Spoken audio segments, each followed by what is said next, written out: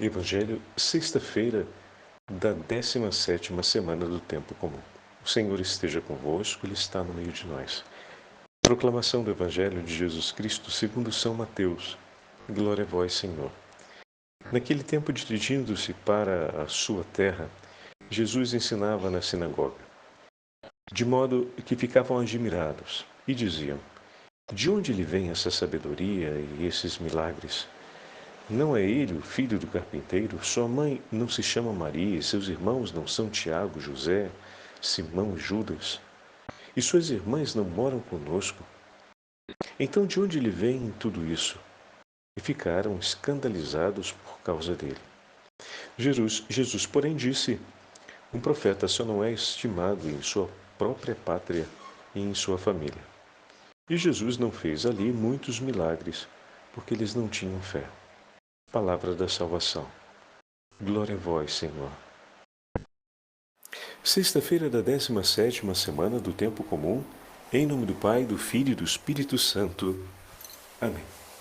Queridos irmãos e irmãs, a Santa Liturgia hoje nos dá a graça de ouvirmos mais um trechinho do 13º capítulo do Evangelho de São Mateus. Estamos acompanhando o nosso Senhor Jesus Cristo em sua ida à cidade de Nazaré. Também no dia de hoje, temos a grande alegria de celebrarmos o tesouro espiritual do perdão de Assis, ou a indulgência da Porciúncula, que já já nós vamos falar a respeito dela. Antes, eu gostaria de chamar a atenção de vocês para a beleza desse mês vocacional, o mês de agosto. Nós começamos o dia 1º de agosto com uma quinta-feira, a primeira quinta-feira do mês. A quinta-feira que é dedicada à oração pelas vocações. Foi a primeira quinta-feira desse mês de agosto. Hoje, o grande dia do perdão de Assis está na primeira sexta-feira do mês, em que nós estamos celebrando a memória do Sagrado Coração de Jesus. E amanhã, primeiro sábado do mês, temos a alegria da memória do Imaculado Coração de Maria. Vejam que início de mês especial, porque o mês dedicado às vocações começa com o dia que se dedica à oração pelas vocações, a primeira quinta-feira do mês, depois, primeira sexta-feira do mês, o primeiro sábado do mês. Dessa forma, o mês vocacional vem introduzido pela grande celebração memorial ao Sagrado Coração de Jesus, ao Imaculado Coração de Maria e a oração incessante pela santificação das vocações. E hoje, dia também em que a Igreja celebra a memória de São Pedro Julião, o grande apóstolo do Santíssimo Sacramento de 1800, também celebra a memória do perdão de Assis, esse grande tesouro espiritual que São Francisco de Assis conquistou para todos nós. Segundo a tradição, no ano de 1216, São Francisco de Assis estava terminando uma das quaresmas em que, normalmente, ele rezava pedindo constantemente a misericórdia de Deus pela vida de todos os pecadores. E naquele período, a conclusão de uma dessas quaresmas, em um tempo de grande oração recolhido à igreja de Porciúncula, São Francisco foi visitado pela presença de Nosso Senhor e da Virgem Maria. E nessa visita, o Senhor, então, lhe disse que ele apresentasse o seu pedido, pois a Virgem Santíssima havia ouvido com atenção suas orações. E naquele momento, São Francisco apresenta a intenção do seu coração que todos quantos possam, arrependidos pelos seus pecados e que vierem visitar essa igrejinha, recebam a completa remissão de seus pecados. Que todos arrependidos que vierem visitar essa igrejinha possam receber a remissão de seus pecados. Jesus imediatamente lhe disse: é grande o que tu me pedes, mas eu lhe concederei, de bom grado, sob a condição que você apresente esse pedido ao meu vigário na terra, o Papa, e que ele possa conceder a indulgência que o assegure. Então São Francisco de Assis parte imediatamente em direção a Roma, ao encontro do Papa Honório III. E, obviamente, o conselho do Papa, que é o grupo de cardeais da época da Cúria Romana, hesitou muito em conceder aquele pedido apresentado por São Francisco de Assis. E aqui conta a história sobre o diálogo entre o Papa e São Francisco de Assis, em que, questionado sobre o significado de tão grande pedido, São Francisco de Assis responde ao Santo Padre dizendo: Santo Padre, eu quero mandar todas as almas para o paraíso. Que grandes, como são grandes as palavras de São Francisco de Assis, que ocupava a sua vida com longuíssimos tempos de penitência e oração, pedindo a reconciliação dos pecadores, a remissão dos pecados cometidos, oferecendo a sua vida em reparação, a fim de que nenhuma alma se perdesse.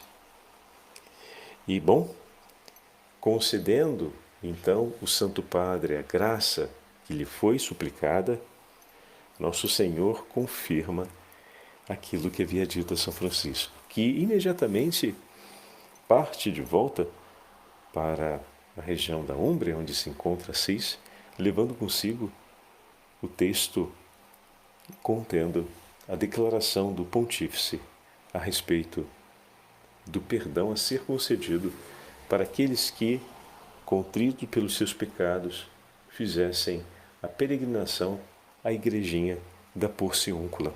Por isso, a indulgência da Porciúncula. E que seria lucrado pelos fiéis no dia 2 de agosto, com as intenções habituais: a participação na Santa Missa, a confissão sacramental, a visita à igrejinha, com as orações na intenção do Santo Padre, ajuntando-se a estas a oração do Credo e a oração do Pai Nosso.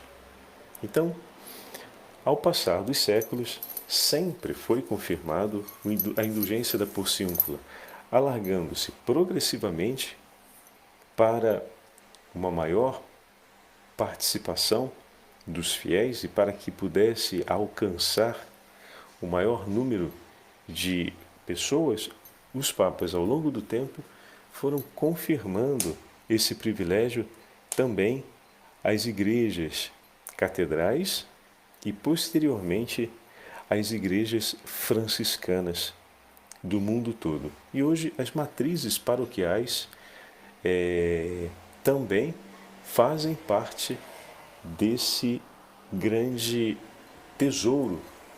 O que significa dizer que, visitando a catedral da nossa diocese, as igrejas com sede paroquial da nossa diocese e as igrejas franciscanas, nós podemos lucrar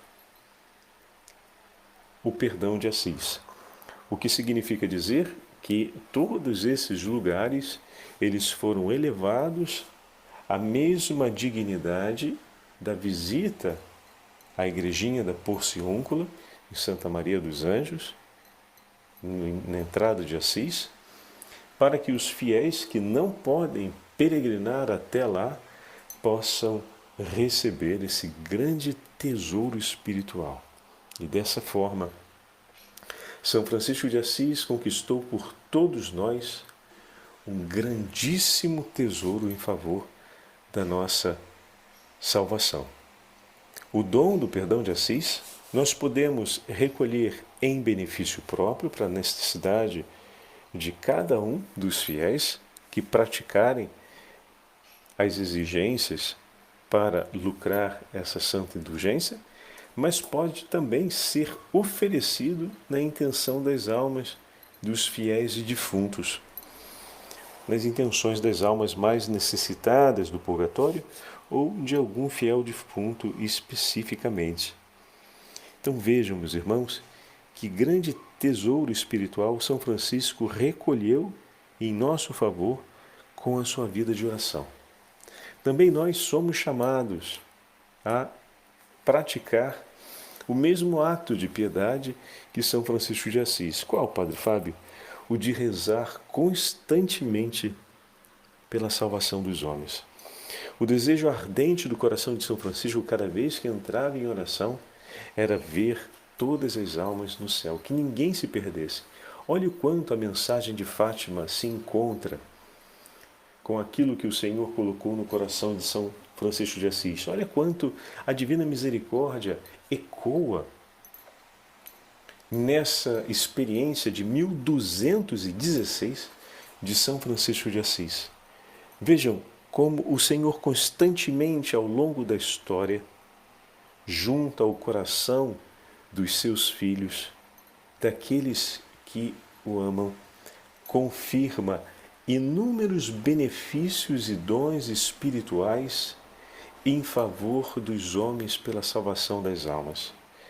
Assim, ao longo dos séculos, de muitos modos e maneiras, o Senhor foi nos entregando tesouros espirituais para que nós possamos crer e esperar no Senhor, para que nós possamos adorá-lo e amá-lo, a fim de que o nosso coração permaneça com Ele e nós possamos ser salvos. E desse modo, distintamente daquilo que se deu em Nazaré, com os nazarenos, nós podemos, de fato, testemunhar a fé no Deus vivo. Jesus, chegando na cidade de Nazaré, no Evangelho de hoje, vem tratado com dúvida por parte de seus connacionais, que se escandalizam por verem os milagres realizados por Jesus. A expressão do texto ela é forte, meus irmãos, porque escandalizar-se significa compreender que algo está fora daquela ordem que deveria ser a ordem natural. O que significa dizer que ver uma alma que glorifica o Senhor e que realiza prodígios e milagres está fora daquilo que se espera. Mas como assim, se o Senhor prometeu o seu Espírito em favor do seu povo? Como assim, se durante os Salmos o Senhor disse que faria uma nação sacerdotal restaurada na sua graça? Ele que prometeu o perdão aos corações arrependidos, Ele que está disposto a ornar de dons a alma que se entrega a Ele, Ele que se levanta para defender Israel e livrá-lo da morte, aquele que lhe dá a vitalidade e a força de uma corça no anseio por Deus, aquele que o fortalece como uma coluna robusta. Como pode ser um escândalo ver um filho de Israel que se torna cheio do Espírito Santo e que anuncia o nome do Senhor e realiza prodígios? Percebem? Não seria um escândalo diante de tudo aquilo que o Senhor disse. Pelo contrário, seria uma grande alegria e a certeza de um grande tesouro que se revela por nós. Porém, aqueles que estavam em Nazaré não percebiam desse jeito. Então, de fato, como podemos perceber, a distância, seja no conhecimento da Sagrada Escritura, seja no amor ao que Deus prometeu, já manifesta para a gente a pouca fé daquele povo. E que ao olhar os gestos de Jesus, não reconhecem ali o poder e o prodígio do Senhor, operando tal como o Senhor mesmo prometeu no seio do seu povo. E por isso, nem mesmo conseguem reconhecer os sinais do Filho de Deus presente em Jesus. Pobres homens que que não conseguem reconhecer a grandeza do tesouro que Deus lhes concede. Essa mesma motivação, aproveitando, não obviamente sobre a mesma matéria, mas em relação à Santa Eucaristia, moveu durante sua inteira vida o sacerdote Pedro Julião Eymard, que dessa forma se torna o grande apóstolo da Santa Eucaristia, difundindo o amor a Nosso Senhor presente na hóstia santa. E o patrono das ações eucarísticas, dos movimentos eucarísticos, acontecidos no período de 1800. Com uma vida completamente dedicada ao cuidado do povo de Deus, ele ensinou incansavelmente o amor a Jesus na Santíssima Eucaristia. De maneira que esse tesouro infinito da misericórdia divina, que nos é oferecido diariamente, não fosse blasfemado, ignorado, abandonado, desprezado. Peçamos pela intercessão de São Pedro Julião e pela grande intercessão de São Francisco de Assis, que os nossos corações se voltem cada vez mais para o Senhor e que a celebração do grande perdão de Assis, que hoje nos é oferecido, começou ontem, meio-dia e vai até hoje, meia-noite, possa nos levar a uma experiência de profunda reconciliação e comunhão com o Senhor, a fim de que glorifiquemos sempre o seu nome e tudo que o Senhor tem feito em nosso favor. O Senhor esteja convosco, Ele está no meio de nós. Pela intercessão da Imaculada Virgem Maria, de São Francisco de Assis e de São Pedro Julião, abençoe-vos o Deus Todo-Poderoso, Pai, Filho e Espírito Santo. Amém.